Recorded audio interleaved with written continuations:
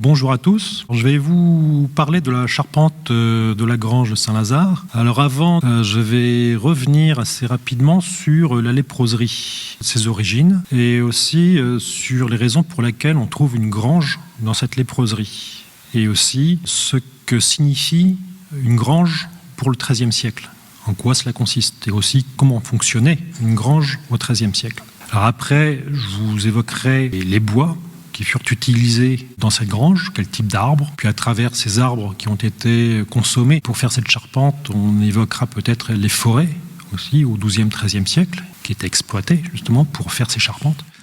On évoquera ensuite les techniques de construction de cette charpente, avant de terminer par ce qui est le plus complexe, en fait, le fonctionnement architectonique de cette structure qui est très complexe pour comprendre que nous sommes ici face à un véritable chef-d'œuvre de la charpenterie gothique médiévale. Alors avant d'aborder cette charpente, revenons sur cette léproserie. On a conservé dans les archives des plans anciens qui permettent de comprendre un petit peu le fonctionnement de cette léproserie au Moyen-Âge. Alors ce qui est intéressant de constater, donc là sur ce plan qui date d'avant la Révolution, un peu avant où cette léproserie est démantelée, est vendu comme bien national. Donc on reconnaît l'enclos dans lequel sont inscrites toutes les constructions médiévales. Beaucoup ont disparu malheureusement depuis le Moyen-Âge, mais sur ce plan, on reconnaît 3 pôles de fonctionnement. Au sud, on a donc l'espace consacré aux lépreux, avec des bâtiments qui étaient contre l'enclos. Là, on voit un enclos de pestiférés qui a été rajouté au moment de la recrudescence de la peste au XVIIe siècle. Au centre de la léproserie, ici, nous avons un espace communautaire, administratif et aussi religieux, avec donc cette église qui date du XIIe siècle, en logis, dont la charpente qui était datée par l'ordre de chronologie de 1272, ce qui permet donc de dater le bâtiment de cette époque. On avait visiblement un réfectoire qui était par ici, un autre grand logis qui malheureusement a disparu, qui était quasiment 2 fois plus grand que celui-ci. Au nord, et c'est ça qui va nous intéresser, on avait un espace consacré à l'exploitation agricole du domaine foncier de la léproserie. Donc on avait une bergerie, une étable, un pigeonnier, on avait une mare, une grange, dans l'enclos un vignoble. Alors ce qui est intéressant, c'est que quand on regarde les textes consacrés à cette léproserie, on se rend compte qu'on avait affaire, c'est pas une léproserie comme une autre, de par son importance, l'importance de son domaine foncier. Alors ce qui est intéressant, c'est qu'on sait que dès le XIIe siècle, cette léproserie existait, puisqu'on a une donation qui est faite à cet établissement en 1131, et un peu plus tard, en 1176, on a la mention d'une foire qui était rattachée à cette léproserie qui permettait à celle-ci de bénéficier de revenus par le biais de taxes. On a un autre texte plus tardif, donc du XIIIe siècle, en 1234, qui évoque le fait que le maître régisseur de la léproserie était un chanoine nommé par le chapitre de la cathédrale Saint-Pierre. Et ça veut tout dire. Ça signifie que le fondateur de cette léproserie était vraisemblablement le chapitre de la cathédrale, ou bien directement l'évêque. Donc une fondation de l'évêché. Alors, le cartulaire de la léproserie, qui heureusement a été conservé, est un recueil de nombreux documents fonciers qui mentionnent de très nombreuses donations de terres, de privilèges, de revenus, qui permettent de supposer qu'on avait affaire à un patrimoine vraiment extrêmement riche pour la léproserie. Et ce qui est intéressant, c'est qu'on s'aperçoit que les terres qui étaient données ont été, au fur et à mesure des années, regroupées par des rachats, des échanges autour de Saint-Lazare, mais aussi autour de 3 autres, alors ce qu'ils appellent des grangias dans les textes. C'est ce qu'on appelle des fermes, tout simplement, des centres d'exploitation agricole, dans lesquels, bien sûr, il y avait une grande grange qui existait à Noyer, à Bus-Saint-Barthélemy et à Bus-Robert. Et donc toutes ces terres étaient, au fil des années, regroupées autour de ces 4 grandes fermes qui étaient donc Saint-Lazare et puis donc les 3 autres. Ces grangias, donc ces centres d'exploitation agricole, permettaient d'exploiter ce qu'on appelle en faire-valoir direct, c'est-à-dire directement par des paysans qui étaient rattachés donc à cette ferme, de gérer donc directement ce domaine foncier qui suppose donc plusieurs centaines d'hectares de cultures céréalières, d'avoine, de blé, mais aussi des bois, des prés, des vignes, mais aussi des troupeaux de porcs, de vaches, de brebis, de chevaux. Donc vraiment, ça devait être des fermes gigantesques. Et ça, du coup, au XIIIe siècle.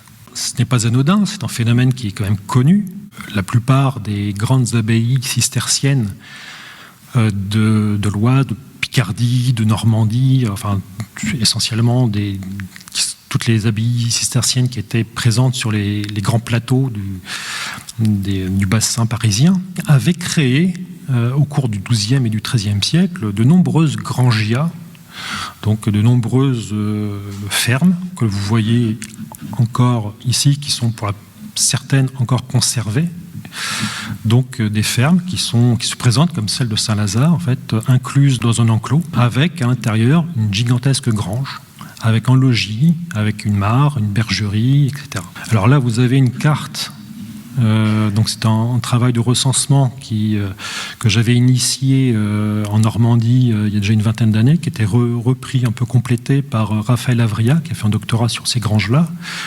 Donc des granges qui sont conservées et qui permettent, donc en négatif, de voir l'importance de ces implantations sur les plateaux céréaliers du bassin parisien. Alors étrangement, c'est un phénomène qui est très local, et qu'on n'a pas dans la Beauce, par exemple. Donc ce phénomène des grangias, avec ces grandes granges, est quand même un phénomène qui est typique du XIIe, XIIIe siècle, et très bien localisé dans notre région. Pourquoi cette localisation, et surtout pourquoi cette apparition de ces gigantesques granges au XIIe siècle? Alors il y a plusieurs phénomènes qui viennent se compléter les uns aux autres. On a d'abord, bien sûr, ce qu'on appelle l'optimum climatique médiéval, c'est-à-dire qu'on a un réchauffement climatique qui débute au XIe siècle et qui va perdurer pendant 2 siècles, c'est-à-dire jusqu'à la seconde moitié du XIIIe siècle. Donc ce petit réchauffement climatique va bien sûr favoriser le rendement agricole, donc les richesses des exploitants, et favoriser l'essor démographique et bien sûr l'expansion économique des villes, etc., mais du coup aussi des abbayes et des évêchés. Donc celles-ci qui vont justement créer ces granges pour exploiter leur domaine. Et on a à cela donc le phénomène du développement de l'assolement triennal, qui est un nouveau mode de culture qui est allé sur 3 ans, où en fait sur les 3 ans, il y a une année où les terres sont mises en friche, ce qui permet d'enrichir les sols, et justement cette friche permet aussi d'avoir des cultures fourragères pour le bétail, donc du coup aussi le développement de l'élevage, ce qui va permettre aussi le développement de l'industrie drapière dans les villes. Bref, tout ça, c'est des phénomènes qui sont liés et qui permettent d'expliquer pourquoi ici, sur ces plateaux qui sont très riches, où les terres sont vraiment très, très fertiles, on a donc le développement de ces gigantesques granges.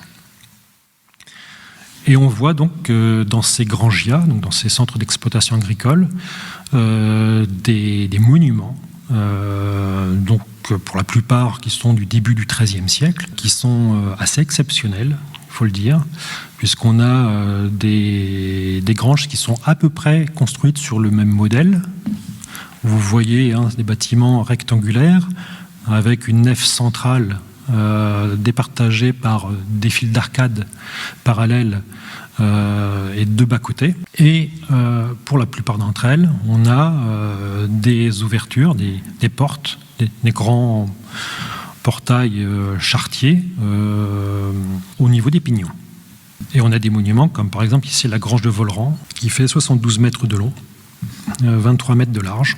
Donc on est quasiment, c'est presque la taille d'une cathédrale. Et quand on fait des petits calculs, on s'aperçoit que cette grange de Volran représente donc 9000 mètres cubes d'engrangement possible, soit à peu près 200 000 gerbes de stockage. Enfin, en stockage, ça représente 200 000 gerbes, soit à peu près 350 hectares de terres exploitées.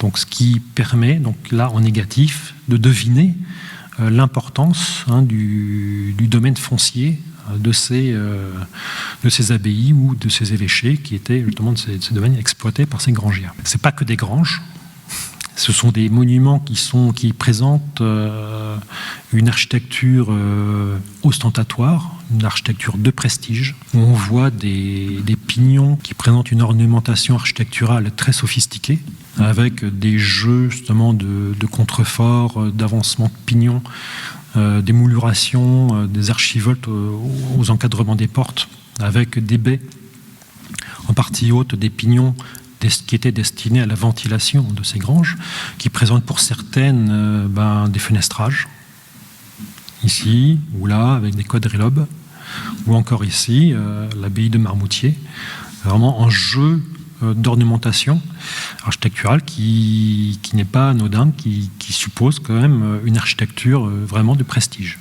Donc ce sont aujourd'hui, quand on parle de granges, c'est des bâtiments purement fonctionnels, mais pour le XIIIe siècle, c'est vraiment des bâtiments de prestige.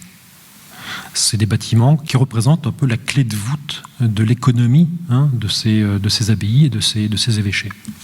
On a même, là encore au XIVe en Belgique, vous voyez des pignons qui sont entièrement ouvragés avec ces fausses baies qui sont vraiment magnifiques.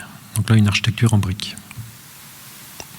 Pour certaines de ces granges, on a même des chapiteaux sculptés, comme dans les églises, donc de la fin du XIIe siècle, comme ici à Perrières, dans le Calvados.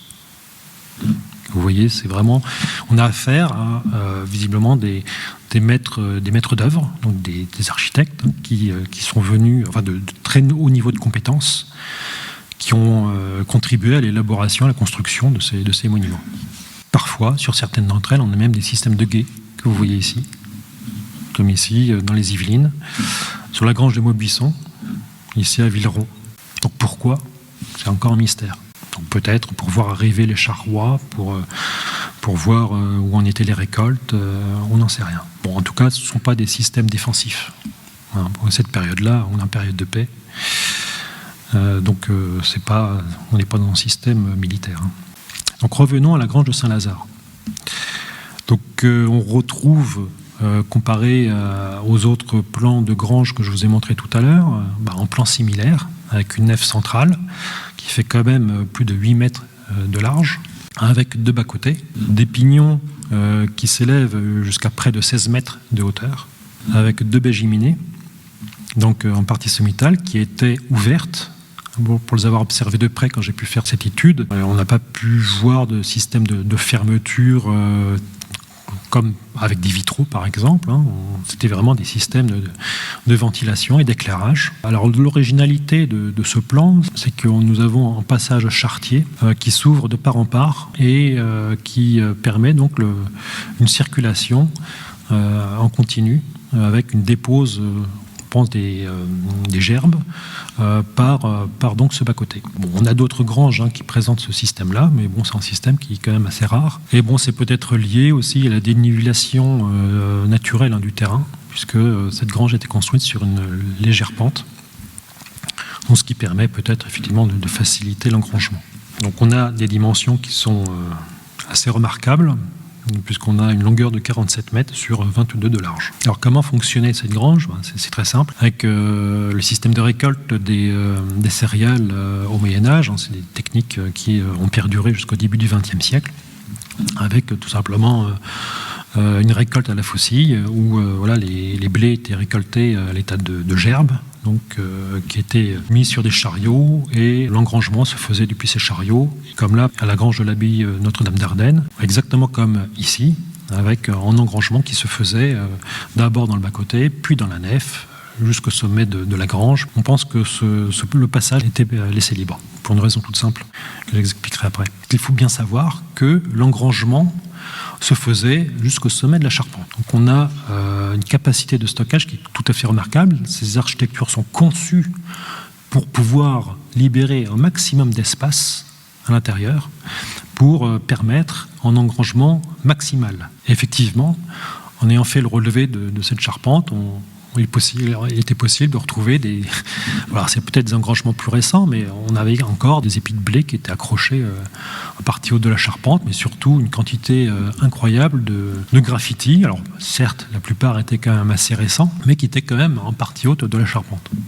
Comme là aussi, ou en partie haute des murs, comme celui-ci, l'année 1835, bonne récolte de blé de Cagny. Donc c'est assez cocasse. Il faut bien imaginer que ces engrangements prenaient tout le volume de la grange. Le passage charretier était certainement laissé libre après l'engrangement pour une simple raison, c'était le battage. Parce qu'on stockait les gerbes, on les battait une fois que les récoltes étaient terminées. Ce n'est que dans un second temps qu'on ressortait les gerbes au fur et à mesure et on les battait au fléau.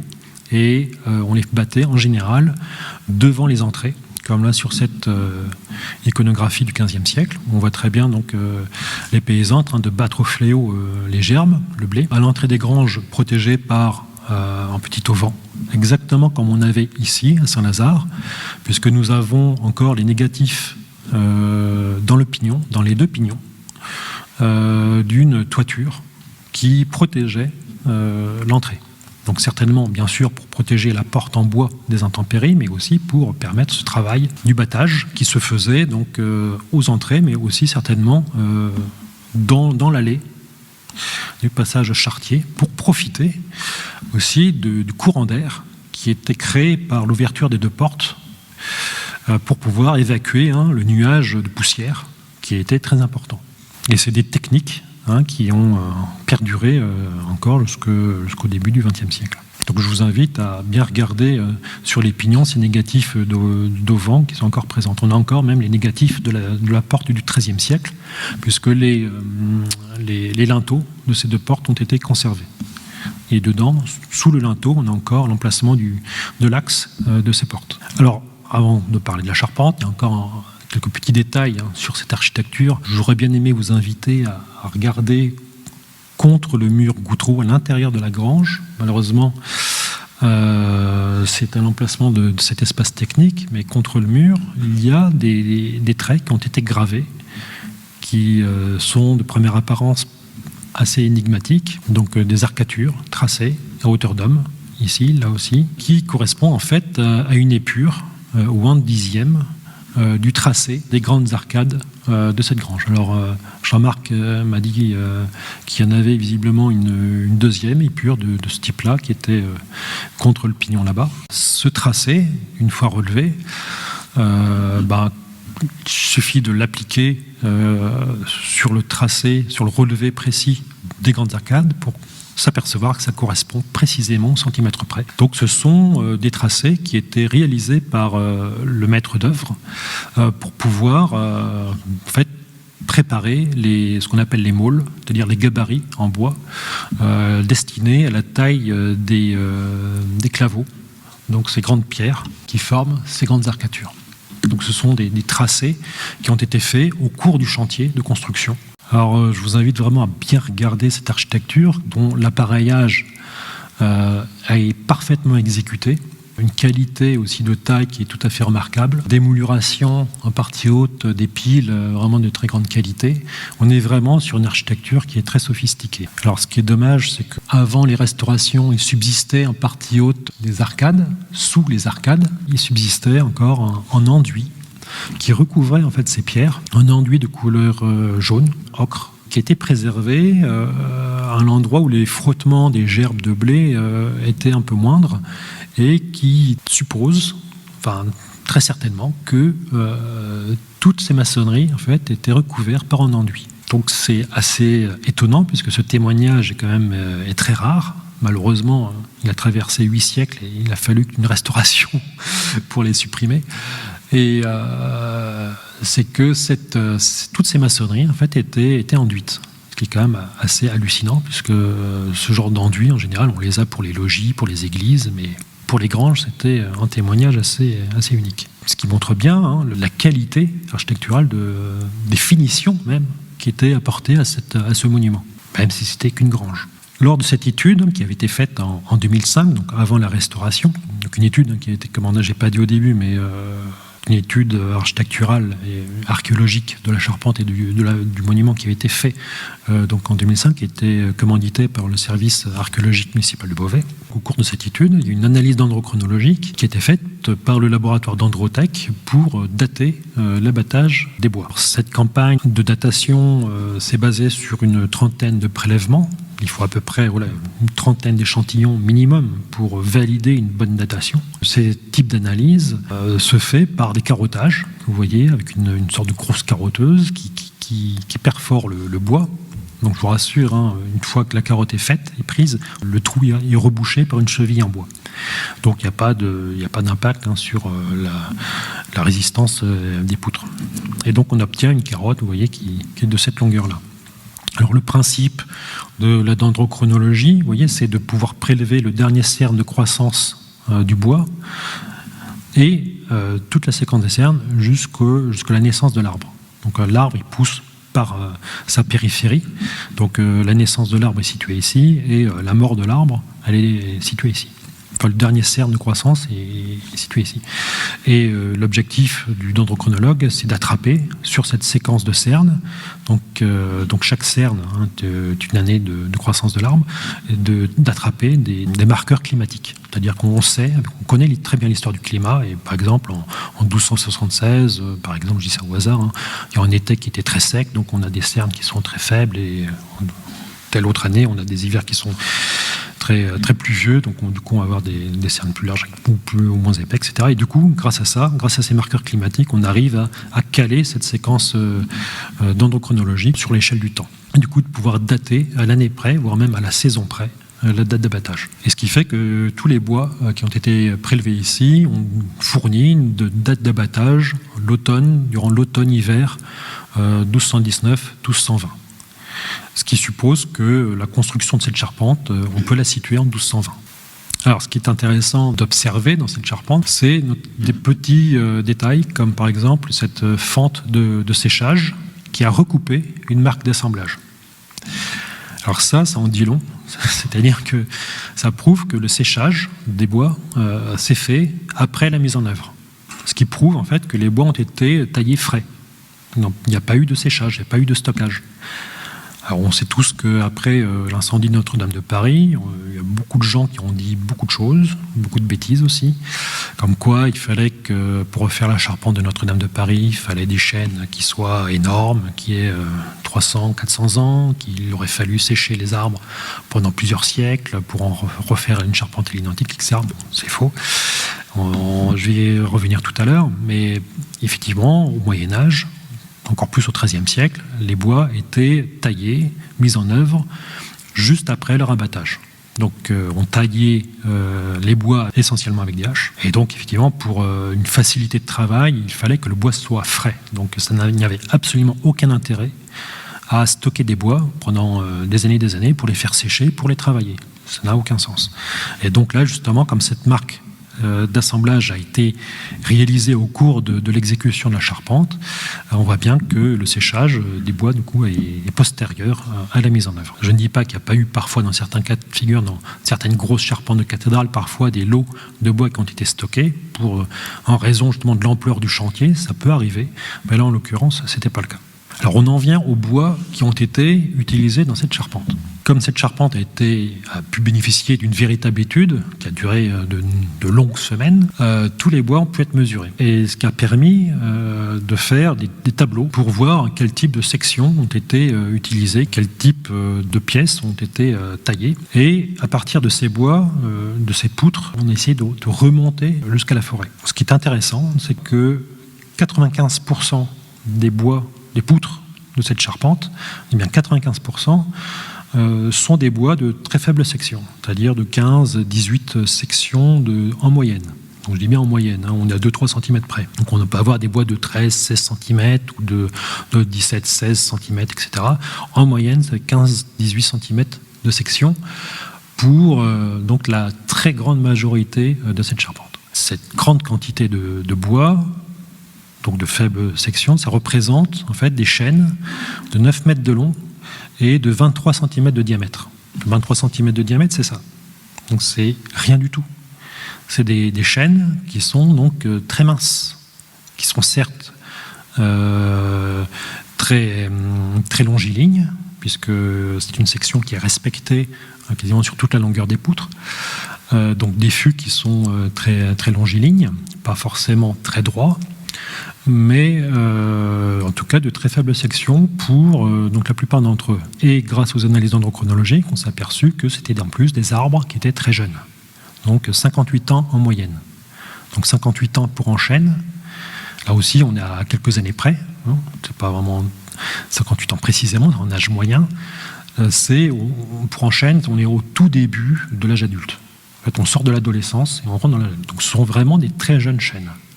Donc là aussi, c'est pareil, on est très loin de ces chênes pluriséculaires, pluricentenaires qu'on a entendu dire pour la charpente de Notre-Dame. Donc c'est pareil, la plupart de ces charpentes du XIIIe siècle sont à peu près identiques à celles-ci. Donc ce sont des bois très jeunes. Et que, aussi on s'est rendu compte que un très faible pourcentage des bois étaient de fort calibre, comme les poinçons. Vous voyez, avec des sections de 25-26 cm de section, ce qui fait des chênes de 37 cm de diamètre. Donc c'est pas beaucoup, et qu'un très faible pourcentage, c'est-à-dire 10 poutres seulement, donc pour les entrées. Donc vous voyez, ce sont ces gros arbres, vous voyez, ces grosses poutres que vous voyez ici, là, correspondent à des chênes de 56 cm de diamètre en pied de fût. Donc voilà, 56 cm, on devine ce que c'est. Donc ça, voilà. Donc, ça ne représente qu'un % des bois de la charpente. Donc c'est vraiment très faible. Et j'ai oublié de dire aussi que tous ces bois, en fait, sont des bois qui sont des bois de brun. C'est-à-dire, ce sont des bois qui conservent le cœur du chêne et qui sont équarris à la hache. En fait, c'est-à-dire qu'ils ne sont pas débités à la scie. Donc chaque poutre est en arbre. En plus, ce sont des équarrissages à minima. C'est-à-dire qu'il y a eu un minimum de retrait de matière. C'est-à-dire que chaque arbre abattu correspondait précisément à la section recherchée. Donc il y a vraiment eu très peu de pertes à l'exécution. Et ça, c'est aussi un gage de pérennité, on en parlait tout à l'heure, puisque un arbre qui conserve son intégrité physiologique, c'est-à-dire que si on lui retire un minimum de matière à la taille, en conservant au centre de la pièce le cœur, et surtout en respectant le fil du bois, c'est-à-dire que si l'arbre est courbe, eh bien on va faire une poutre courbe, comme tout ce que vous voyez dans cette charpente-là, eh bien le bois, la poutre, ne se déformera pas, encore moins au séchage, contrairement à des bois sciés. Plus vous retirez de matière en tronc pour en faire une poutre, plus le bois va travailler, il va se déformer. Et là, effectivement, vous êtes obligé de le sécher. Alors qu'en bois jeune, enfin en bois abattu aussitôt, enfin travaillé aussitôt après son abattage, avec un équarrissage à minima, ce sera une grande stabilité. Et surtout, du coup, une pérennité pour la charpente. Ce qui est intéressant, c'est après donc, ces mesures sur les sections, après s'être rendu compte que c'était une grande majorité de bois jeunes, c'est de se rendre compte que les croissances aussi ont un type très particulier. On s'est rendu compte que ce sont des croissances qui sont extrêmement rapides sur les 15-20 premières années, et qu'après, le chêne montre des tassements de croissance, des tassements de cernes.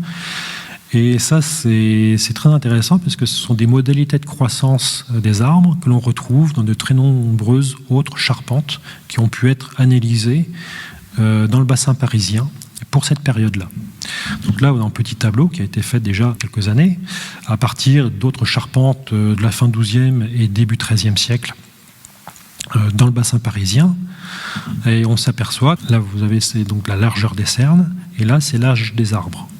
Et vous voyez que dans la plupart des charpentes qui ont été analysées, on a en grande majorité des bois qui ont une moyenne de 50 ans. Donc c'est très très jeune. Et surtout, c'est qu'on a des croissances très rapides avec des cernes très larges. Le fait d'avoir des croissances très rapides, c'est pas anodin. Ça, la plupart des dendrochronologues et des forestiers sont d'accord pour dire que, en général, ces arbres-là sont issus de rejets de souches. Alors, c'est-à-dire que ces arbres sont issus de souches, d'arbres adultes qui ont été coupés, et vraisemblablement coupés suite à des coupes rases, à des coupes à blanc, comme ici, où du coup, nous avons des parcelles forestières qui sont libérées, qui sont ouvertes à la lumière, avec du coup pour les rejets qui poussent à partir de ces souches, donc des croissances qui sont donc très favorables, puisque ces rejets bénéficient d'un système racinaire adulte, donc ils sont boostés pendant les premières années de leur croissance, et aussi boostés parce qu'il n'y a pas de concurrence, il n'y a pas de compétition, c'est-à-dire il y a beaucoup de lumière, puisqu'on a affaire à des coupes rases. Et que par contre, au bout de vingtaine d'années, eh bien, la parcelle se densifie du fait justement de cette compétition qui se met en place entre tous les rejets, et que petit à petit, donc, on a un resserrement du milieu, du coup un resserrement des cernes, une fermeture du milieu et une forte compression qui se met en place peu à peu. Et ce qui est intéressant, c'est que ces modalités de croissance, on les a sur de très nombreuses grandes charpentes, je dis bien des grandes charpentes du XIIIe siècle, de la période gothique. Donc ça pose de nombreuses questions, puisqu'on a affaire visiblement à un type de sylviculture qui est tout à fait original et spécifique à cette période et que l'on ne retrouvera plus un siècle après. Alors, ce qui est intéressant, c'est que ce type de sylviculture, où justement on fait des coupes rases et qu'on a des rejets de souches, suppose aussi qu'on ait une absence d'éclaircie, c'est-à-dire qu'on va laisser la parcelle libre. On n'y touche pas. On ne l'entretient pas, on ne fait pas d'éclaircie, comme on le fait aujourd'hui avec l'ONF, tous les 10 ans, on éclaircit la parcelle. Parce qu'aujourd'hui, la sylviculture veut produire des arbres qui sont très épais. Mais au XIIIe siècle, l'objectif, c'était de produire des arbres qui étaient très fins, mais très hauts. Et de cette façon, en n'intervenant pas sur ces parcelles, en les laissant simplement croître après cette coupe rase, eh bien on obtient des peuplements qui sont hyper denses. Et cette hyperdensité des peuplements fait que les arbres, ils vont pousser très très vite en hauteur et non pas en largeur. Ce qui fait qu'au bout de 50-60 ans, on a des jeunes arbres qui vont avoir 25 cm de diamètre à la base, mais qui vont faire 10-15 mètres de hauteur de fût exploitable. Et ça, c'est exactement ce qu'on retrouve dans ces charpentes-là. Alors, un autre exemple de ce type de sylviculture, que l'on voit à travers ces charpentes du XIIIe siècle. Donc ça, c'est une analyse qui a été faite il n'y a pas longtemps sur la charpente de la cathédrale de Bourges, dont les bois, notamment sur la charpente du Chœur, où les bois ont été abattus en 1258. On a exactement le même phénomène. C'est-à-dire qu'on a 94% des bois de la charpente qui sont faits avec des bois de 28 cm de diamètre et de 14 mètres de long. Tous ces bois, ils ont en moyenne 56 ans, comme ici. Et qu'on n'a que 3% dans cette charpente d'arbres de 45 cm de diamètre. J'ai peut-être oublié de dire aussi que ça représente quand même aussi une quantité d'arbres qui est tout à fait remarquable. Pour Bourges, on en est pour le Chœur à 400 arbres. Là, pour Saint-Lazare, je ne l'ai pas dit, mais on est à 760 arbres abattus pour faire cette charpente. Mais il faut bien savoir que sur ces 760 arbres abattus, on en a 720, ce sont des petits sujets. Alors, pour terminer sur ces arbres et sur ce type de sylviculture, c'est que là, par exemple, ce qui est intéressant, c'est que, pour faire un parallèle avec aujourd'hui, c'est que là, vous voyez, j'ai pu retrouver dans la forêt de Bercé un arbre qui est physiologiquement identique aux arbres qui étaient abattus pour faire la charpente de Bourges. Donc un arbre qui fait 28 cm de diamètre et de 16 mètres de long, enfin avec un fût exploitable de 16 mètres de long. Mais le problème, c'est que les arbres d'aujourd'hui, ils sont beaucoup plus âgés que les arbres du XIIIe siècle. Parce que, effectivement, nous aujourd'hui, on fait des éclaircies dans les forêts. Et que du coup, avec une absence d'éclaircie, avec ces rejets de souches aussi, on peut avoir exactement le même type d'arbre, mais beaucoup plus jeune.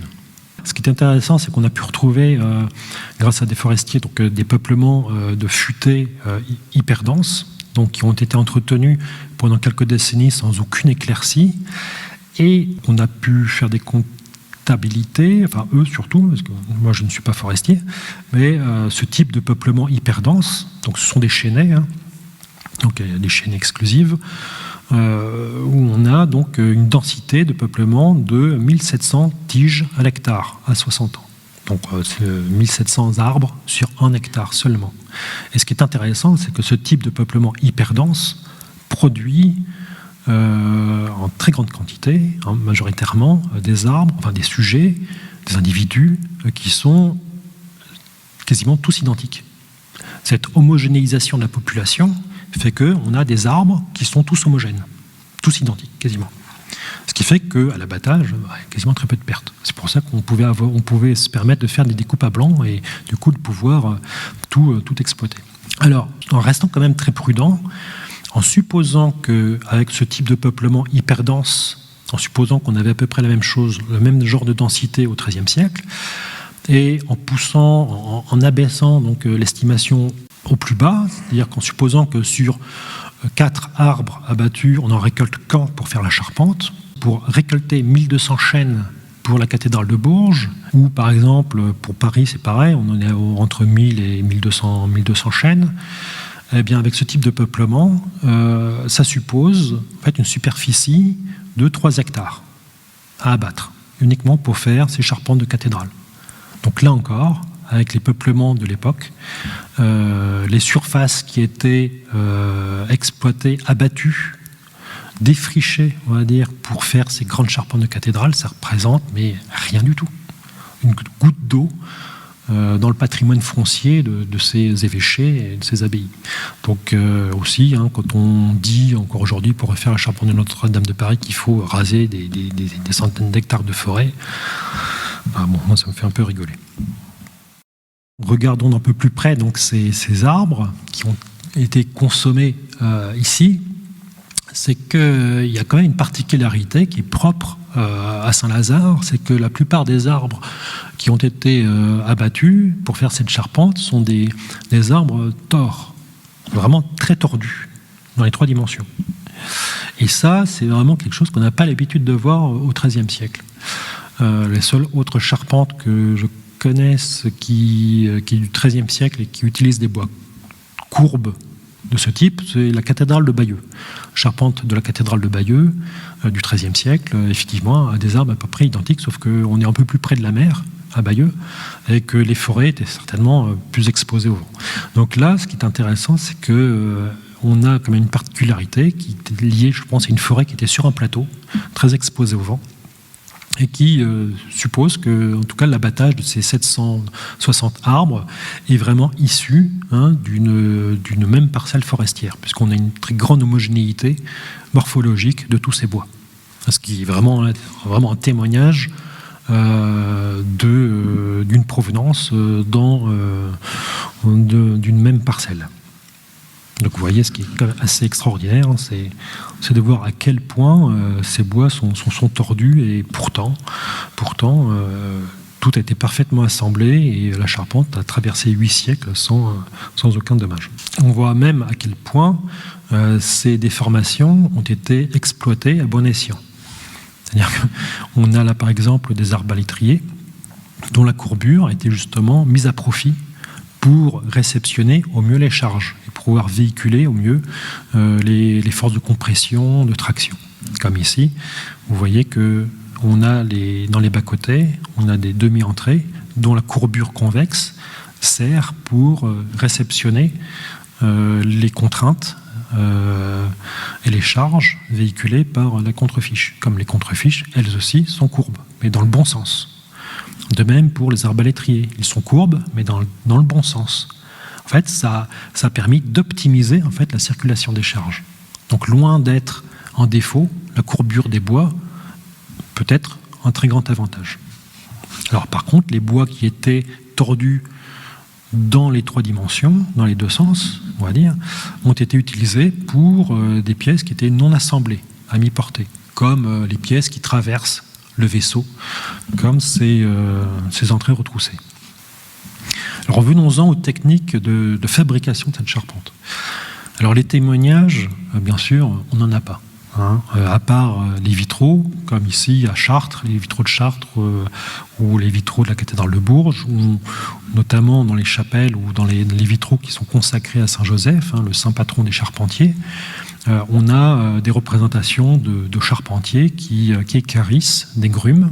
Donc là, celle-ci est assez amusante puisqu'on voit le vitrail monte la partie verte ici pour la partie qui n'est pas encore équarrie, une partie blanche ici pour la face qui est déjà équarrie. Ce qui est intéressant, c'est les représentations de ces haches qui sont des doloirs qui permettent donc de façonner à blanc ces faces. Donc ce sont des haches à très large tranchant. Si on n'a pas de témoignage par écrit ou par l'iconographie de ces techniques de construction, on a heureusement les bois qui parlent d'eux-mêmes, et aussi ce qui est intéressant, c'est d'interroger des charpentiers équarrisseurs, des charpentiers qui ont conservé ces techniques traditionnelles de charpenterie, puisque on s'aperçoit que ces techniques, elles n'ont pas évolué au cours des siècles, puisqu'il n'y en a pas 36 000, et que les gestes sont quasiment les mêmes, avec les outils qui étaient utilisés pour le façonnage de ces bois. Donc ce sont des haches qui, en général, aussi, les formes n'ont pas beaucoup évolué depuis des siècles. Donc heureusement, en France, on a conservé une tradition de ces savoir-faire techniques. Et notamment ici, donc je vais vous montrer quelques photos d'un chantier qui s'est tenu en début juillet, où justement c'est un chantier d'une association qui s'appelle Charpentiers sans frontières, qui a regroupé une vingtaine de charpentiers pour refaire à l'identique une des fermes de la cathédrale, de la charpente de la cathédrale Notre-Dame de Paris, qui justement, d'ailleurs aujourd'hui, sont en train de relever cette ferme sur le parvis de la cathédrale. Donc, et justement, ce qui est intéressant, c'est de voir, d'observer ces charpentiers et d'essayer de faire des parallèles avec les traces que l'on voit sur les bois du XIIIe siècle. Alors, il faut savoir que le travail qu'ils ont fait là, sur ce chantier-là a été fait sur des bois qui sont très rectilignes. Donc, on est très loin des bois courbes que nous avons ici. Alors, le premier acte, le premier geste, c'est d'écorcer les grumes. Ensuite, c'est de faire ce qu'on appelle de l'ébauchage, c'est-à-dire qu'on pratique sur chaque face de la future poutre des entailles rapprochées pour pouvoir faciliter le retrait des doses, faciliter l'équarrissage. Ces traces d'entailles, c'est vrai que ce sont des entailles qui donc sont antérieures à l'équarrissage. Donc vous voyez que suite à ces entailles, du coup les charpentiers peuvent retirer ces doses plus facilement, plus rapidement. Et du coup, après l'équarrissage, parfois, ces entailles laissent des petits négatifs que vous voyez ici. Voyez. Et effectivement, ces négatifs, on les retrouve ici à Saint-Lazare, très nettement. Alors, ce qui est intéressant, c'est que ces négatifs d'entaille, d'ébauchage, sont inclinés. Alors, pour quelle raison, ça je l'ignore. En tout cas, on avait ce genre de technique justement pour les faces des bois qui étaient les plus où il y avait le plus de matière à retirer. Ensuite, donc vient vraiment l'équarrissage en tant que tel, avec justement des haches à très large tranchant, et ce sont des haches à manche court et dont le manche est dévié par rapport à la face de la lame. Le manche est dévié tout simplement pour que l'équarrisseur ne se blesse pas les mains, tout simplement. Donc, vous voyez cette gestuelle. Et donc effectivement, ils se mettent debout à côté de la poutre, exactement comme sur les vitraux qu'on a vus tout à l'heure. C'est exactement les mêmes modalités de taille, avec, vous voyez, des formes de haches qui sont quasiment similaires. Et ce sont des haches, justement, dont on voit ici Alors, ce qui est intéressant, c'est que ce type de hache, là notamment, avait une lame qui était légèrement convexe, et on voit derrière le manche qui est complètement dévié, justement pour éviter que les mains viennent frotter contre la face du bois. Donc, ce qu'on appelle au Moyen-Âge, dans les textes, on appelle bien ce geste doler. On dole les bois, donc on les équarrit. Doler, ça veut dire mise à blanc, c'est-à-dire qu'on blanchit la face, c'est-à-dire qu'on la rend plate. Alors ce qui est intéressant avec ces haches que je viens de vous montrer, avec cette légère lame de forme convexe, donc une forme convexe mais très légère, on obtient ce type de face avec ce type de traces d'équarrissage. Donc ce sont les décupules, donc ces petites entailles qui sont très, très rapprochées, mais très peu profondes, et donc avec ce type de hache, vous voyez, et que l'on retrouve à l'identique ici. C'est exactement le même type de négatif. Ensuite, on ligne les bois, c'est-à-dire qu'avec un cordeau qui est imprégné de noir de charbon, on va tracer soit une ligne, soit 2 lignes longitudinales pour faire l'axe de la poutre. Et ces traits, effectivement, on les retrouve ici, qui sont des traces qui sont très fragmentaires, très fragiles, mais donc là, on a un lignage d'un seul trait qui passe par le flanc d'une mortaise.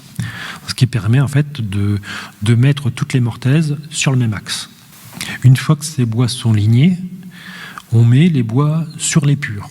Alors l'épure, c'est le dessin qui est représenté avec des traits, soit par des fils fixés par des fiches plantées dans le sol, soit directement sur un plancher provisoire sur lequel on trace au nord de charbon et au cordeau aussi le dessin d'une ferme et qui va servir pour toutes les autres fermes. Donc ici, là pour cette ferme de Notre-Dame de Paris, on va empiler les bois les uns sur les autres, on va faire l'horizontalité sur ce tracé d'épure. Donc là, en l'occurrence, c'est la ferme qui sert d'épure. Et donc vous voyez, on met des cales sous les bois pour pouvoir les superposer. C'est ce qu'on appelle la mise sur épure. Et grâce à cette superposition des poutres, eh bien, on va pouvoir faire le piquage. Le piquage, tout simplement tracer les assemblages. Donc là, vous voyez, ça se fait avec un fil à plomb, ce qui permet de délimiter l'emplacement précis à partir des traits du lignage, donc le bord des mortaises. Et ce piquage, on le retrouve ici, sur les bois, avec ces traits qui sont faits par des petites incisions faites avec une pointe métallique. Et ces tracés permettent justement de parfaitement ajuster les bois entre eux. Et comme on a des bois qui sont courbes, chaque bois a une position qui lui est propre. Les bois ne sont pas interchangeables. C'est-à-dire que là, par exemple, ici, on a des adaptations qui permettent justement de compenser les défauts par justement des tailles spécifiques pour justement parfaire justement l'ajustement de ces bois. Donc ça témoigne justement d'une très grande qualité du piquage.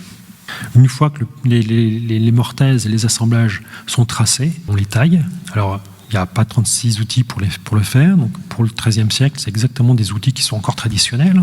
Ce sont des tarières à cuillère. Les traces de ces outils, on les observe dans le fond des mortaises, et aussi des ciseaux à bois ou ce qu'on appelle des bédanes. Donc vous voyez, une fois que les assemblages sont taillés, justement, on a, grâce à ce lignage, tous les assemblages qui sont alignés selon un axe commun, pour pouvoir faire en fait une ferme dans un plan parfaitement ajusté, où toutes les pièces sont bien ajustées entre elles, en plan vertical. Ce qui est intéressant d'observer, c'est que sur toutes les bois de cette charpente, les extrémités des pièces sont taillées à la hache. On n'a quasiment pas de traces de sciage, pas de scie sur le chantier. Et ça, c'est aussi quelque chose qu'on observe au XIIe, XIIIe siècle. On sait que la scie existait. Elle est connue, elle est représentée dans des vitraux, sur des statues, mais sur les chantiers, dans ces charpentes-là, la scie n'était pas utilisée. C'est intéressant de voir aussi que dans d'autres sociétés d'aujourd'hui, comme par exemple dans les Maramuresh en Roumanie, où ces traditions se sont maintenues à l'identique, ils sont encore aujourd'hui en train de faire des charpentes du type XIIe, XIIIe siècle, comme on le faisait ici il y a 8 siècles. Dans cette région-là, c'est pareil, ils font tout à la hache. Ils connaissent la scie, les tronçonneuses, mais ils font tout à la hache. C'est une question de mentalité, c'est dans la culture. Donc les extrémités sont aussi taillées de cette façon-là. Donc une fois que les assemblages sont taillés, eh bien, on assemble la ferme toujours sur épure, on l'assemble au sol pour bien sûr faire les ajustements, des retailles, etc. Donc c'est ce qu'on appelle les mises dedans. Et c'est une fois que la ferme est parfaitement assemblée au sol que l'on fait le marquage. C'est-à-dire que là, les bois sont tous marqués avec une numérotation spécifique, c'est-à-dire que là, par exemple, on a des numérotations qui n'utilisent pas les chiffres romains pour cette charpente, mais on a des numérotations qui vont de 1 à 8 pour chaque travée. Donc ce sont des successions de traits, et la quantité de traits fait le chiffre de la ferme. Et toutes les pièces d'une même ferme vont porter le même numéro. Et pour distinguer les bois de chaque travée, bien, on va avoir des petits signes distinctifs, comme ici 2 traits, ou là un seul trait. Et ces traits sont faits avec ce qu'on appelle la rainette. Donc ce sont des outils qui sont encore utilisés en charpenterie traditionnelle. Et ces bois, enfin ces marquages, donc ça sert au moment du levage uniquement. C'est-à-dire qu'une fois que les bois sont assemblés, que tous les bois sont marqués, les fermes, enfin chaque ferme donc est défaite au sol, les bois sont stockés, le temps que toutes les fermes soient exécutées. Et une fois que le chantier est prêt, qu'on a mis les échafaudages en partie haute pour pouvoir lever la charpente, et bien dans ce cas-là, on repère les bois selon leur marque pour remonter les fermes une à une dans l'ordre justement d'exécution qui était fait. Alors venons-en au plus compliqué, c'est-à-dire le fonctionnement de cette structure. C'est quand même quelque chose d'assez complexe. On a affaire à une charpente qui est particulièrement compliquée, dont la complexité a eu le mérite en fait, de faire traverser les siècles cette charpente sans aucun accident. C'est-à-dire qu'il y a suite au chantier de restauration de cette grange, visiblement, il y a quand même une inspection de la structure et quasiment rien qui a été changé. Et c'est quand même assez prodigieux de savoir que pour une grange qui a été donc quand même très exploitée, faut imaginer quand même des charrois à l'intérieur, quand même beaucoup, un monument qui était très utilisé, que sur 8 siècles, donc 800 ans, cette charpente n'a pas bougé d'un centimètre. Il n'y a pas eu il y a quelques petits jeux dans les assemblages, mais 3 fois rien. Les poutres, elles se sont bien maintenues, elles ne se sont pas déformées. Les assemblages sont restés en place. Donc c'est quand même assez remarquable. Je mets au défi les architectes d'aujourd'hui de produire des charpentes capables de durer 8 siècles, au minimum, parce qu'elles peuvent encore traverser de nombreux siècles, avec un entretien, bien sûr, qui permet leur pérennité sur la longue durée. Nous avons affaire à une charpente qu'on appelle à chevron formant ferme. C'est un terme un peu rébarbatif, mais qui désigne très bien le type de structure de charpente. C'est-à-dire que le chevron, c'est la pièce de bois qui est le long du versant et qui porte directement les matériaux de couverture. Vous voyez, ce sont ces pièces-là. Donc le chevron va être assemblé à ce qu'on appelle des raidisseurs. C'est-à-dire ça va être par exemple cette entrée retroussée ou au-dessus, en faux entrée. Ça va être des jambes de force. Donc, et ces assemblages, ces raidissements vont former ce qu'on appelle une ferme. Donc le ferme, en fait, c'est le grand triangle. Donc c'est une charpente qui est constituée d'une succession de triangles. Donc le chevron forme des fermes. Voilà. Charpente à chevron formant ferme. Donc c'est typique du Moyen-Âge. Et nous avons plusieurs types de fermes. Nous avons des fermes principales, donc c'est celles qui possèdent en entrée à la base. Donc l'entrée, c'est cette grosse poutre que vous voyez. Et donc une ferme principale avec une entrée à la base et en poinçon. Et entre ces fermes principales, nous allons avoir des fermes secondaires. Donc des fermes donc on en a 8 par travée. Et ces fermes principales sont positionnées exactement au droit des piles, vraiment à la verticale des piles. Donc elles ne sont pas positionnées n'importe où. Et nous avons un troisième type de ferme au milieu, c'est-à-dire là, nous avons des fermes intermédiaires. Je vais y revenir tout à l'heure. Donc la majorité des fermes de cette structure, ce sont des fermes secondaires. Donc voici donc une des fermes secondaires. Donc nous avons un couple de chevrons raidis par en entrée retroussée et en fausse entrée. Et nous n'avons pas d'entrée ici. Alors on appelle entrée retroussée parce que l'entrée est censée être ici. Et s'il est en partie haute, ici, c'est qu'il est rehaussé. En termes médiéval, ça veut dire retroussé. Et cette entrée, en fait, il travaille en traction. c'est-à-dire qu'il évite l'écartement de la ferme. L'entrée qui était censée être ici, pour éviter, enfin c'est là où il fonctionne le mieux, c'est qu'il évite l'écartement de la ferme. La ferme a tendance, par tout simplement son propre poids, par l'effet de la gravité, la ferme a tendance à faire ça. C'est normal.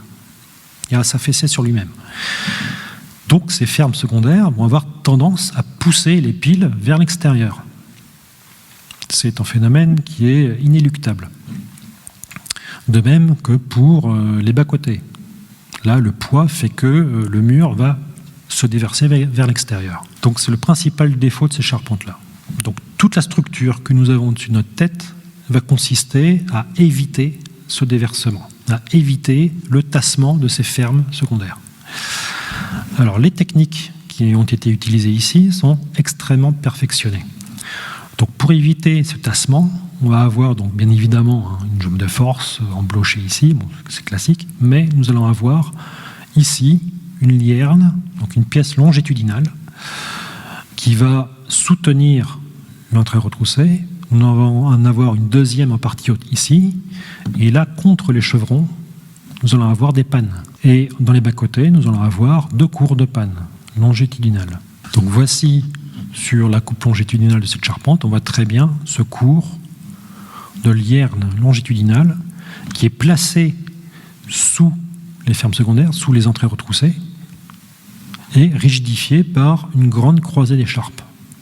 Alors ce dispositif ne sert pas au contreventement de la charpente. Il sert à reprendre les charges des fermes secondaires et à transmettre ces charges aux fermes principales. Donc c'est pour ça que ces fermes principales sont situées aux endroits les plus résistants des maçonneries. On est exactement comme dans une cathédrale gothique. Dans une cathédrale gothique, l'objectif, c'est de libérer les murs pour mettre des grands vitraux. Là, l'objectif est le même. C'est d'avoir une architecture la plus ouverte possible, non pas pour mettre des vitraux, mais pour pouvoir engranger un maximum. C'est-à-dire que les grandes piles doivent être le plus évidées possible. Donc, en théorie, dans un monument médiéval, pour reprendre les charges et les poussées de la charpente, nous avons des murs pleins.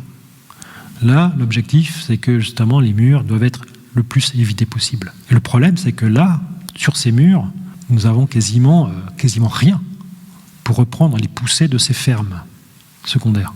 Exactement là où les poussées sont les plus importantes, puisqu'on est au milieu de la travée.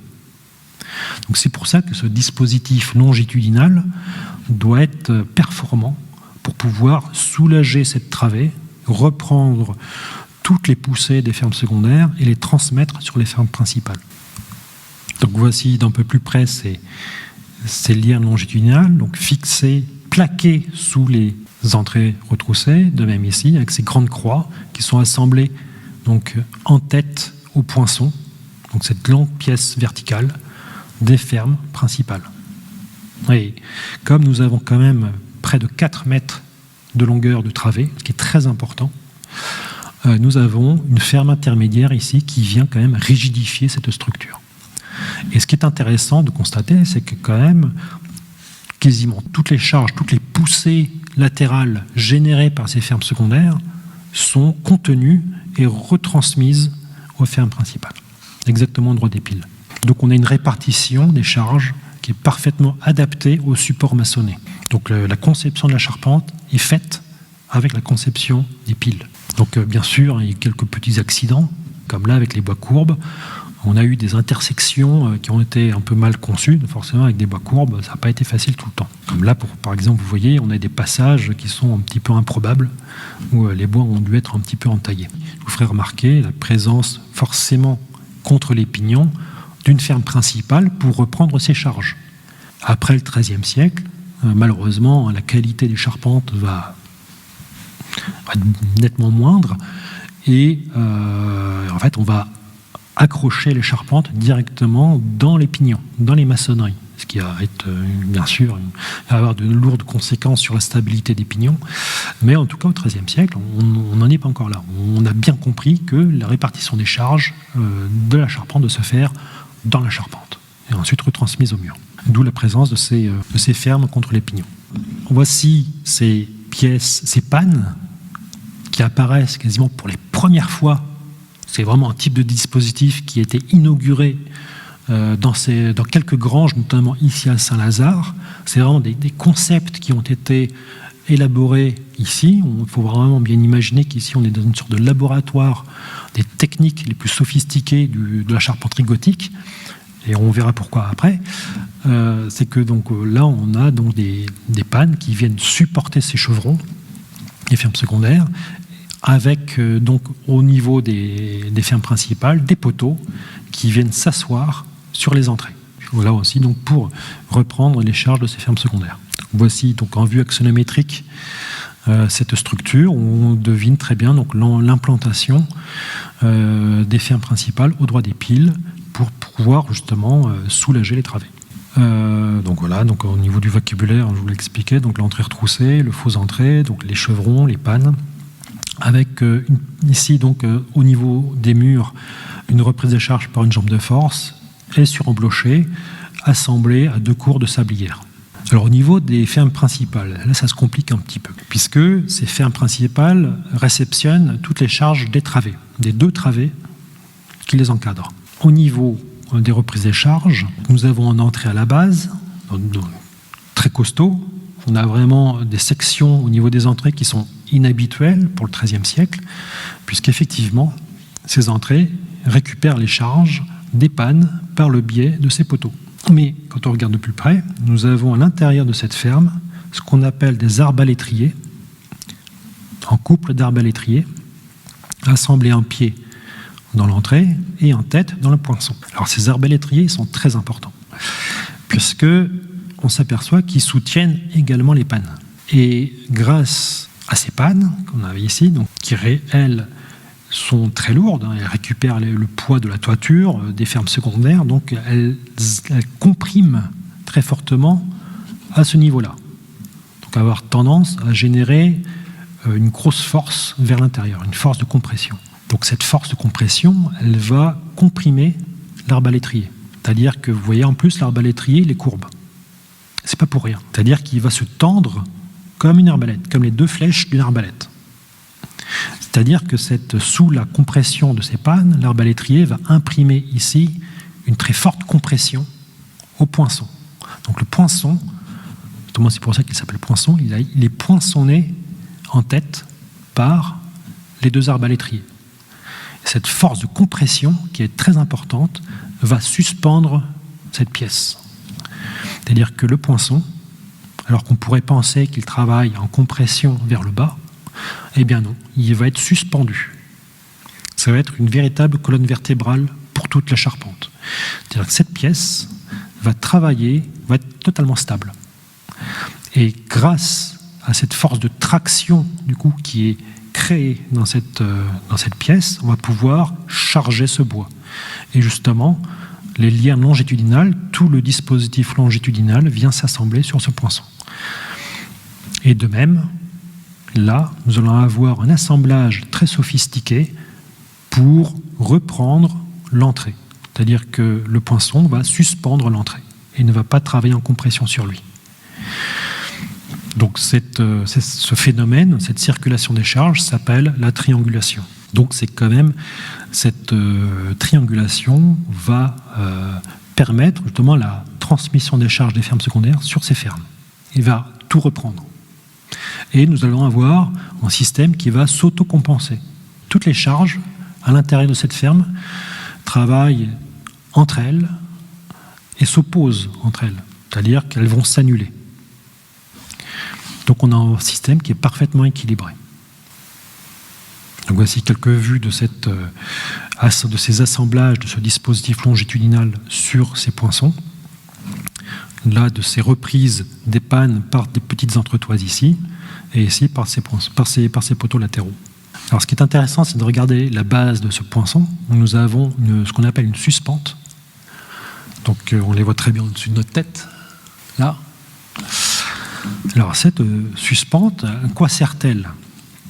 Eh bien, quand on regarde un peu plus près les assemblages, quand on le démonte, en fait, quand on fait des sondages dans le jeu des assemblages, on s'aperçoit qu'on a non seulement un tenon à la base du poinçon en forme de demi-queue d'aronde, c'est-à-dire qu'il va travailler comme une pince pour soutenir l'entrée.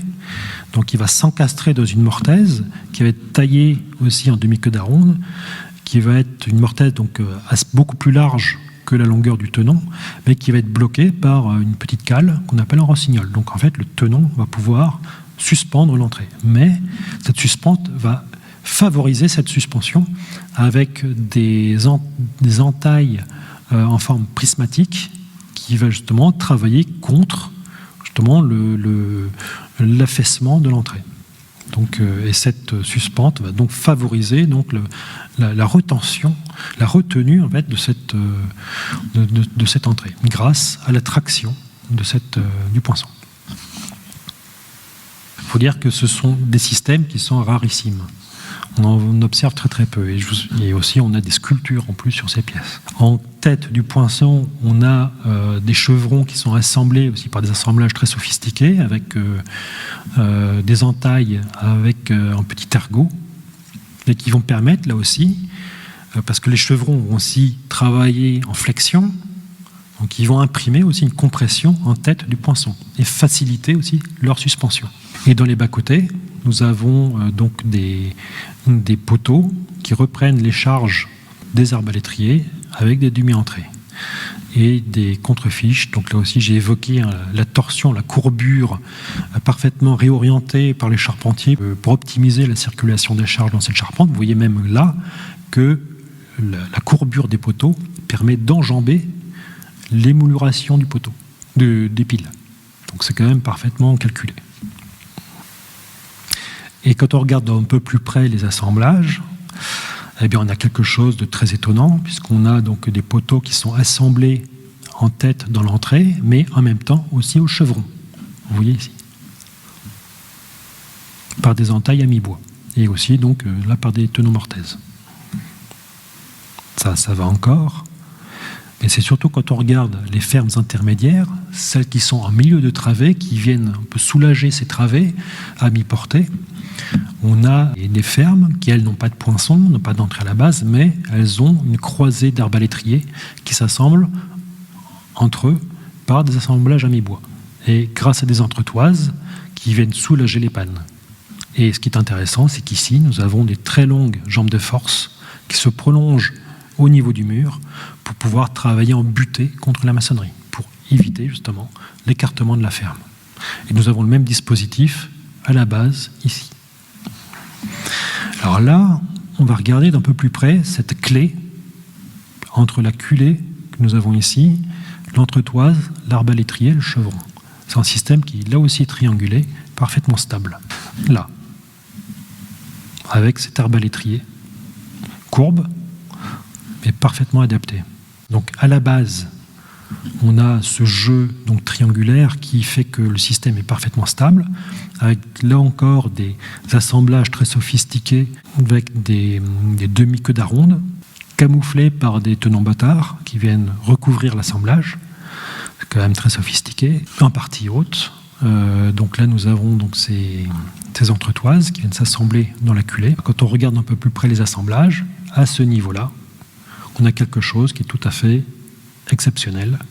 C'est vraiment un jeu de Mikado. C'est presque des assemblages japonais avec des tenons mortaises et des assemblages à mi-bois qui viennent s'incruster les uns dans les autres avec des ergots pour contenir les efforts. Donc c'est vraiment quelque chose d'un niveau de technicité qui a été jusqu'à présent rarement égalé, que ce soit au Moyen-Âge ou dans les siècles après. On a vraiment affaire à un maître d'œuvre de charpenterie qui est certainement l'un des meilleurs de son époque. On a en plus des sculptures, des moulurations, des rondes bosses sur de très nombreuses pièces. Alors en général, c'est au niveau des suspentes, au niveau de la base des jambes de force, avec des chanfreins moulurés, des chanfreins qui se terminent en cuillère. C'est quelque chose qui est quand même assez remarquable pour une charpente aussi volumineuse, surtout pour une grange. C'est pas une charpente dans le logis seigneurial où on a des grands seigneurs qui viennent. Non, là on est dans une grange et on a des éléments qui sont très très bien sculptés. C'est vraiment de la sculpture. On a d'autres exemples, comme vous voyez ici. Donc pour faire ça, il faut quand même du temps. Et on en a sur toutes les fermes principales. et aussi sur les fermes intermédiaires. C'est dire le niveau de sophistication apporté à cet ouvrage et le souci esthétique qui a été voulu par le maître d'ouvrage. On a, après ça, ce sont des graffitis. On a des graffitis du XIIIe siècle, très vraisemblablement, en partie haute des maçonneries. Mais ça, c'est anecdotique. Et ce qui n'est pas du tout anecdotique, ce sont ces sculptures. Mais on est aussi, il ne faut pas l'oublier, au XIIIe siècle. Dans de nombreuses charpentes de cathédrales, dans des combles perdus, c'est-à-dire là, c'était pas accessible, au-dessus des voûtes maçonnées, on a parfois des éléments qui sont sculptés aussi. Mais ça, on ne le voit que dans des cathédrales. Et là, on l'en voit. À Notre-Dame de Paris, c'était le cas. Sous les entrées, on avait des systèmes de portiques qui soulageaient les entrées et qui étaient sculptés de cette façon-là. Et c'est le même type de sculpture. C'est un répertoire stylistique qui est propre au XIIIe siècle. On voit encore des sculptures de ce type-là encore au début du XIVe siècle, mais après ça disparaît. Je passe là sur les derniers types d'assemblage qu'on peut observer sur les pièces longitudinales au niveau des sablières, donc en sous-face des entrées, avec ces systèmes de queue d'aronde, d'entaille à demi-queue d'aronde ou à queue d'aronde, pour justement lutter contre l'écartement des fermes. Avec entre les sablières des petites entretoises assemblées à mi-bois, là aussi pour éviter l'écartement des sablières. Ou encore ces assemblages qu'on appelle des entures crantées, dans le sens longitudinal des sablières, qui portent toutes les fermes. Donc ce sont des assemblages, par contre, qui sont vraiment typiques du XIIIe siècle. Et ce qui est intéressant, c'est justement que la longueur maximale des grumes, on peut les mesurer grâce à ces sablières qui sont longitudinales. Donc le but, c'est justement de les avoir les plus longues possibles. Et là, on a des longueurs de 9 mètres. Si on prend un peu de recul, où est-ce qu'on retrouve des charpentes de cette qualité-là, et surtout qui reprend ce principe architectonique de transfert des charges, des travées sur les fermes principales? Eh bien, dans les cathédrales. On ne retrouve ce type de charpente que dans les cathédrales gothiques, exactement à la même époque, dans les années 1220-1230. Là, par exemple, à la cathédrale de Rouen, où nous avons des fermes principales, ici, avec des entrées à la base, qui sont positionnées exactement à la verticale des piles, parce qu'elles reprennent les charges de toute la travée. Toutes les fermes secondaires sont posées sur ces liernes longitudinales qui soulagent ces fermes secondaires et qui reportent les charges sur ces fermes principales. Comme ça, ces fermes secondaires qui avaient tendance à s'écarter, en fait, sont parfaitement stables, sont soulagées et ne s'écartent plus. Ce qui fait que les murs peuvent être complètement évidés. Même s'ils ont été quand même prudents, puisqu'ils ont quand même fait des corniches ici qui sont quand même très larges, avec des voussures qui permettent là aussi de soulager les maçonneries, mais c'est surtout pour mettre en place des chéneaux. Mais ce principe de charpente avec ces dispositifs longitudinaux, on le retrouve à la cathédrale de Rouen, mais aussi à la cathédrale de Meaux, pareil dans la même période. On le retrouvait à la cathédrale de Paris, aussi la même époque, vers 1220, que ce soit dans le chœur ou dans la nef, même type de charpente. On le retrouve à la collégiale de Mantes, pareil, dans les années 1220, ou encore à la cathédrale d'Auxerre, vers 1234. On a encore 2-3 autres charpentes, notamment à l'abbaye de Royaumont. Malheureusement, cette charpente a été démontée, mais heureusement, les bois, ils existent encore, donc on a pu remonter la structure virtuellement, et effectivement, on avait à peu près le même type de dispositif qu'ici. Donc on est sur vraiment un principe architectonique gothique, parfaitement adapté au principe de cet évidement des maçonneries pour pouvoir libérer l'espace. Dans les autres granges du XIIIe siècle, qu'est-ce qu'on a? Un problème, c'est qu'on a quand même très peu qui ont conservé leur charpente d'origine. Alors la plus ancienne qui est connue, c'est celle de Warnavillers, à Rouvillers, qui est donc à plusieurs dizaines de kilomètres d'ici, donc dans l'Oise, qui a été datée de 1191.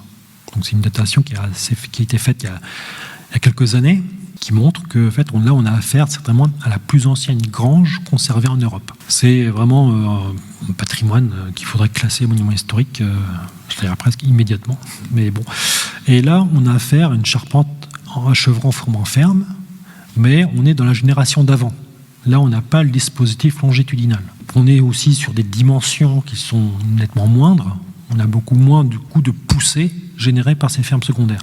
Mais vous voyez qu'on a là des fermes aussi qui peuvent générer aussi de fortes poussées. Mais justement, si vous voyez bien au fond, il y a les piles qui s'écartent.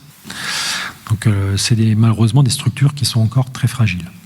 On a une charpente qui est contemporaine de Saint-Lazare en Seine-Maritime, la grange du Val-de-Laye, où nous avons un système à peu près qui est assez proche, mais beaucoup plus simple, qui consiste en des portiques pour soulager les fermes qui sont limitées, elles, en un simple couple de chevrons. Donc on est sur des principes à peu près équivalents, mais beaucoup plus rudimentaires, beaucoup plus simples.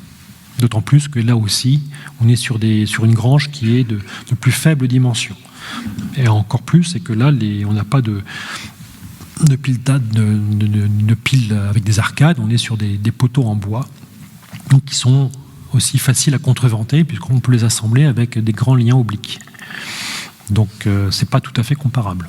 Et la plupart de toutes les granges qui nous sont parvenues, c'est ce type de charpente que nous avons. Des charpentes à ferme et panne, avec des fermes qui sont très simples, voyez, qui sont posées au droit des piles. Et entre ces fermes principales, nous avons des simples pannes, voyez ici, qui portent non plus des fermes secondaires, mais un simple chevronnage. Donc c'est quelque chose de très rudimentaire, de très simple, certes de plus économique, de beaucoup moins sophistiqué, mais que l'on va rencontrer dans quasiment toutes les autres granges. Donc là, c'est la grange de Fourcheret à Fontaine-Chaly, qui n'est pas très bien datée, mais qui appartient certainement aux années 1230-1240.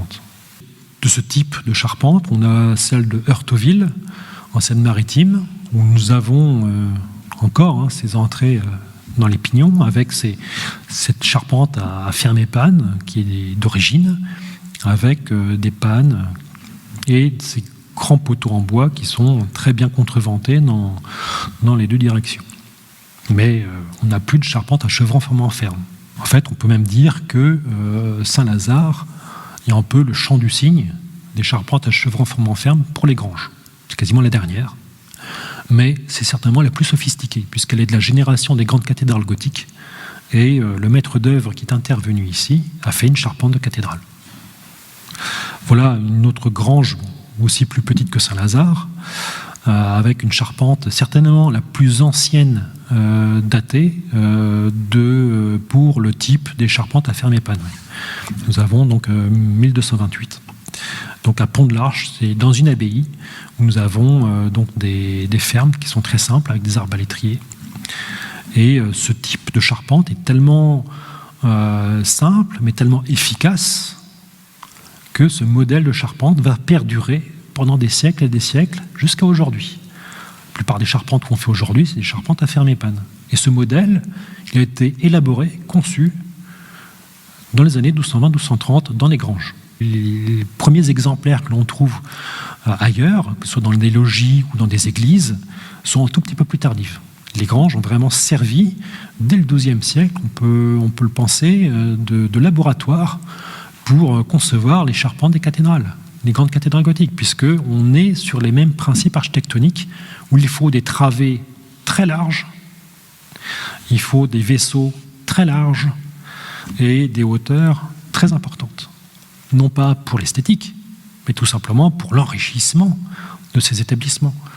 Et c'est dans ces édifices de prestige que les maîtres d'œuvre en fait, ont fait leurs armes pour pouvoir ensuite concevoir les charpentes des cathédrales qui sont venues un peu plus tardivement, dans les premières décennies du XIIIe siècle. Mais vraisemblablement, à la fin du XIIe siècle, on avait des charpentes de ce type-là. Malheureusement, elles ne nous sont pas parvenues. Au XIIIe siècle, on a toujours dans cette lignée des charpentes à ferme et panne encore certains soucis de l'esthétisme, comme à la grange de Cogé, qui malheureusement n'est pas encore datée, mais qui est certainement du milieu du XIIIe siècle, où on voit, avec ce principe de ferme et panne, encore une volonté de la rendre quand même encore belle, avec ces arcatures qui sont inscrits au sein des fermes. Vous voyez donc des bois qui sont courbes, avec cette volonté quand même de faire quand même un bel ouvrage. Je vais en terminer avec l'évolution de ces grandes granges. On va continuer à construire des grandes granges en fait jusqu'à la fin du Moyen-Âge, mais qui vont être pas aussi sophistiquées que celle-ci, mais la particularité va être plutôt dans leur plan. À partir du XIVe siècle, on voit que les entrées ne se font plus par les pignons, mais elles se font par les côtés latéraux, qu'on voit ici, par le biais de porches, qui pour certains vont même se doter de petites pièces qui vont servir de logement pour des manœuvriers, les charretiers, etc. Par contre, la question, c'est pourquoi est-ce qu'on n'a plus d'entrée par les pignons, mais qu'on a des entrées par les côtés latéraux. Alors, l'une des réponses possibles, c'est qu'on a des systèmes d'engrangement qui sont différents et que peut-être ces granges ne servent plus seulement pour le stockage des céréales, mais peut-être aussi pour d'autres choses comme de stabulation, tout simplement pour des étables, et que justement l'engrangement peut se faire uniquement pour un niveau haut et que la stabulation se fait pour un niveau bas. Et ce qui fait qu'en fait on peut, je sais pas, toutes les questions restent ouvertes pour essayer d'expliquer ce changement qui va perdurer jusqu'à l'époque moderne. Donc je vais conclure cette présentation par malheureusement une note un peu négative, c'est malheureusement la disparition de ces grandes granges, puisque malheureusement c'est en fait d'actualité. Elles sont en train aujourd'hui de disparaître sous nos yeux, puisque effectivement ces granges pour la plupart ne sont plus utilisées par les cultivateurs, parce que ce sont des granges qui sont toujours inscrites dans des fermes, notamment en Picardie, sur les grands plateaux céréaliers, et qu'elles ne sont plus adaptées, bien sûr, à l'engrangement et puis au stockage des meules et surtout aux engins qui parfois peuvent bien sûr créer de graves dommages pour l'équilibre des piles, etc. Et on s'aperçoit que voilà, depuis une quarantaine d'années, elles disparaissent les unes après les autres. Alors qu'il s'agit d'un patrimoine qui est absolument unique au monde, disons-le. En Europe, on n'a pas d'autres granges de ce type-là, quelles que soient les périodes. On a bien sûr encore des granges de ce type-là en Angleterre, mais au-delà de l'Angleterre, en Belgique, on en a encore quelques-unes, mais on les compte sur le doigt d'une main. Là où il y en a le plus, c'est ici, c'est dans l'Oise. Et malheureusement, elles sont en train de disparaître, mais aussi en Normandie, comme à Perrières. Donc, vous voyez l'état. Donc, en plus, il y a une charpente qui a été refaite, elle a rebrûlé il n'y a pas longtemps. La grange de Grand-Ménil, dont il ne reste une charpente uniquement que sur la moitié. La grange de Troussure, à Saint-Eusoie, qui a disparu depuis progressivement dans les années 70. Donc dans les années 70, elle était encore complète. Là, en 76, il ne restait plus que la moitié. Puis en 82, qu'une travée. Et le pire, je terminerai là-dessus, c'est celle de Froidmont, qui se trouve à quelques dizaines de kilomètres d'ici, même pas à 20 minutes, qui aujourd'hui est l'une des plus grandes qui subsistent encore aujourd'hui et qui est totalement abandonnée. Ça, c'est une vieille photo qui date déjà d'il y a une vingtaine d'années. Et aujourd'hui, il y a des trous béants, malheureusement, dans la toiture, et il pleut à l'intérieur, et la charpente est vraiment condamnée. Donc voilà, c'est une sorte d'appel à l'aide auprès des services administratifs pour peut-être se mobiliser, pour aider le propriétaire, ou je ne sais pas, trouver des actions qui permettraient la sauvegarde de ces monuments qui sont quand même remarquables et qui étaient de véritables monuments prestigieux pour le Moyen-Âge et qui méritent, je pense, toute notre attention. Je vous remercie.